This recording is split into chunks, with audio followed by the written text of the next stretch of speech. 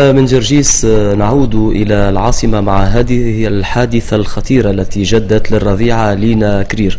لينا كرير العمر 40 يوما تم اختطافها في وقت الزيارة في منتصف النهار تقريبا من مستشفى الأطفال بباب سعدون من قبل امرأة لا تتجاوز 40 سنة من العمر. نعم، الرضيعة لفت في غطاء أخضر فستقي اللون. نحن انتقلنا إلى المستشفى الأطفال لننقل لكم هذه الحادثة.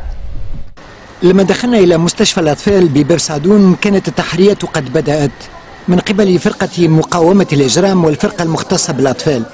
شاهد العيان الحارس منهار في مستشفى الأعصاب. شاهدة العيان الأخرى غادرت ولكنها أدلت ببياناتها. كانت عائلة الرضيعة المخطوفة واسمها لينا كرير موجودة في الطابق الثالث في الحجرة ذاتها التي اختطفت منها. التشنج بادي بين العائلة والممرضات. الأم روضة لا تقدر على الوقوف. قد عمرها هي؟ عمرها 40 يوم. دخلت السبيطار؟ إذا عندها برونشيت، خذت برونشيت في صدرها ورقدت ليلتين هوني. جيت اليوم الصباح بدلت لها ورضعتها وروحت مع 9 ودرجي. كي جيت وقت الزيارة يمكن ساعة غير 4 وصلت لهوني. الزيارة هي نص نهار ونص تبدأ. جيت هي قبل وكي جيت ما لقيتش بنتي. في تحضير ملف الخروج تمت الفعلة وقد تزامن ذلك مع تواجد عدد كبير من الزوار في ذلك الطابق. المستشفى رغم كل الإجراءات الأمنية لم يعد قادرا على احتواء عدد متنامي من الأطفال والرضع. وكم الزوار؟ عادة قسم كبير كما هذاك فيه أكثر من 60 فرش ويوصل طاقة الاستيعاب تاعو ل 80 مريض. إذا كان الأم والبو فقط يزوروا وهي حالات نادرة أن تزور الأم والبو تزور 3 4 5 من الناس كما شفتوا تو. فيوصل عدد الزوار يفوت 200 في نفس الطاق في نفس القسم. يعني حالة أنها تتسرب امرأة أو عنصر إضافي على عدد الزوار الفعليين اللي عندهم أطفال غادي واردة.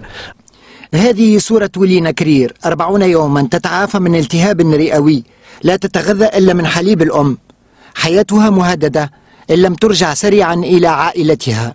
اللي عنده طرف حس متاع إنسانية واللي معناها انسان يفهم مش معناها كلمه انسان، ما يجرؤش باش يعمل عمله كيف هذيا، يهز صغير عمره 40 يوم من قدام امه وابوه.